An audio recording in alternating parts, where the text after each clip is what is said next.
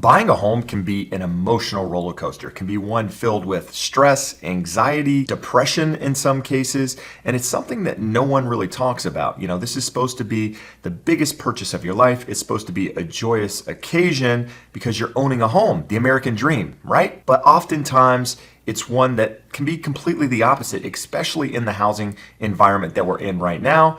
And I want to spend a little bit of time today to talk about some things that you can do as a home buyer if you're going through the process to keep yourself from completely stressing out. Oftentimes it feels like you're treading water, you're not making any progress with the purchase of your home, you're putting in multiple offers and not really going anywhere.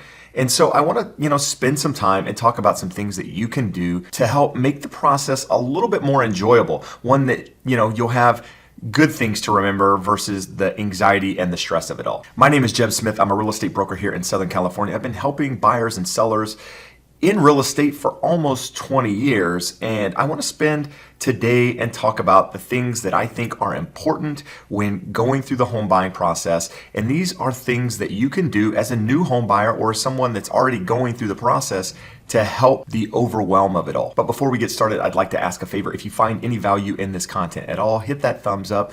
Feel free to subscribe if you want to stay updated on everything real estate related. The very first thing I want to talk about today is one that can really help ease the stress and anxiety of the process, and that is being clear on what it is you're looking for in a home. Many home buyers go through the pre-approval process. They get pre-approved. They find out, hey, I'm approved for X amount without ever really considering what it is that's important to them with regards to buying a house. And they start and they look in one area, they don't find something in that area, and then they start looking in another area, and before you know it, they're looking all over the county because there's low supply and there aren't really a lot of options out there. And that's a recipe for disaster, in my opinion. You have to start as a home buyer with a list of non-negotiables, if you will. These are things that are important to you with regards to your home. Now, it might be the location, it might be the school district, it might be in the same neighborhood as your parents, or it could be as simple as, the number of bedrooms and bathrooms and square footage of a home. But the reason they're non-negotiables is because these are things that you're not going to vary from, regardless of how many options you have to choose from. So if you decide that you want to be, in a certain city with a certain number of bedrooms in a certain school district, then that means you're not purchasing a home in a completely different city in a completely different school district with a different number of bedrooms, right? These are your non-negotiables. These are things that you're not willing to vary on because they're the most important things to you when it comes to buying a home. Now, with that said, your list of non-negotiables shouldn't be, like your list to Santa Claus. It should be a couple of things, right? The few things that are the most important. Everything can't be the most important. In fact, we're in a market right now with such low inventory that even if you have an unlimited budget, it's very difficult to check off that list. And that's going to take me into my next thing, and that's being flexible. Being flexible during the process, being flexible with yourself for one, but being flexible on the things that you're looking for in a home. Now, I don't want you to vary on the non-negotiables, that list that you made, but there are some other things that might be important to you in the process, right? You might want an open kitchen. You might want wood floors. You might want, new windows or a new roof or whatever it is on the house. But at some point, you're likely going to have to be flexible on what it is you're looking for in that home. Now, make sure the home checks the non-negotiable list, but maybe, your list of 10 things that you want in that home, you're only able to check off 5 of them or 6 of them versus all 10 of them. And in this market, it's important to be flexible. Now, I don't want you ever as a buyer to sacrifice. Don't sacrifice on what you want in a home. Again, those non-negotiables come back up. Don't sacrifice on those, but give yourself some leeway on what it is you're looking for a home and be flexible, because if you are, you'll have a better opportunity to find a home. The third thing I want to talk about is being pre-approved, not just pre-qualified. Now, we've talked about this in other videos. This is actually the act of talking to a mortgage professional, going through the full pre-approval process. That means filling out the application, having them run your credit, providing them with the documents that they need to verify the information that you've provided.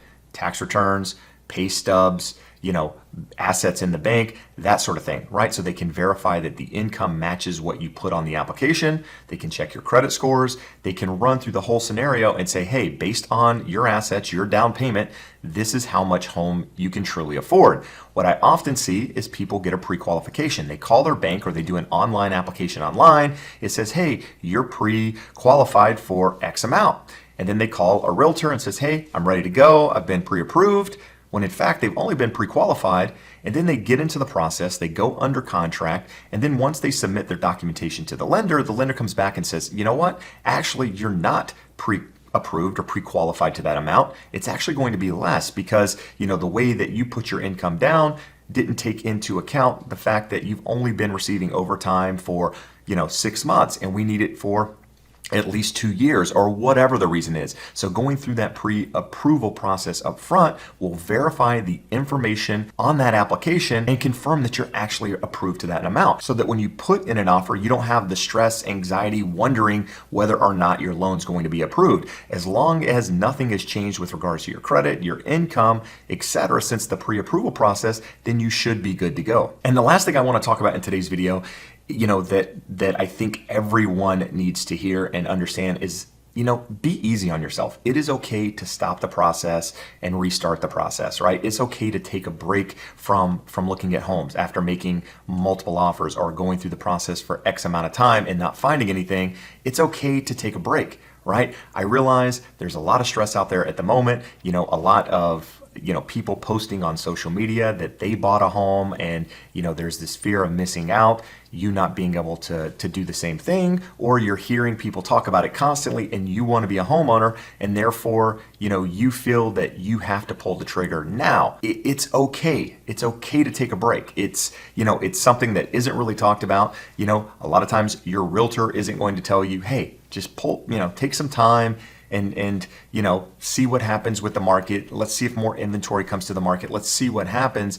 And then, if you're still feeling like you want to do this in a couple of months, let's revisit it. Because as you probably know, a lot of real estate agents out there are living paycheck to paycheck and not actually building a business, and therefore they're counting on every single one of these transactions. And a lot of people aren't giving their clients the advice they need to hear. So I'm telling you, as a real estate agent, take some time, be easy on yourself, don't beat yourself up. If your offers aren't getting accepted, it could be a multitude of reasons. It might not be because of you. It might not be because of your agent in some cases. It might just be because the market's competitive, they're receiving a lot of offers, and you're putting your best foot forward. So, if you're not making progress, again, just take it easy on yourself, stick to your plan, and things will work out the way they're supposed to.